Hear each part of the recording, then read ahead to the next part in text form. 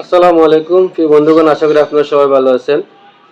আজকে আমরা স্বাস্থ্য বিষয়ে যে টিপসটি শেয়ার করব সেটি হচ্ছে ডায়াবেটিস থাকলেও খেতে পারেন যে মিষ্টি জাতীয় খাবারগুলো। ১ নম্বর হচ্ছে ডার্ক চকলেট, ২ নম্বর হচ্ছে টক দই, ৩ নম্বর হচ্ছে চিয়া পুডিং, ৪ নম্বর হচ্ছে মাল্টা, কমলা, নাশপাতি, আপেল খেতে পারেন। ৫ নম্বর হচ্ছে বাদাম ও বীজের মিশ্রণ।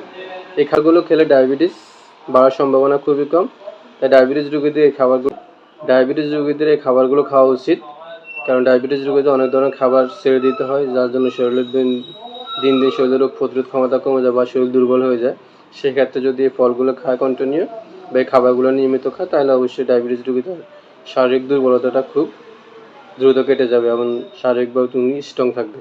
আশা করি ভিডিওটা আপনাদের ভালো লাগবে। যদি ভালো লাগে থাকে তো অবশ্যই লাইক, শেয়ার, কমেন্ট করে অন্যকে দেখার সুযোগ করে দিন। সবাই ভালো থাকবেন। আবার দেখা হবে আপনার সাথে যে কোনো স্বাস্থ্য বিষয়ক ভিডিও নিয়ে। আসসালামু আলাইকুম ওয়া রাহমাতুল্লাহ।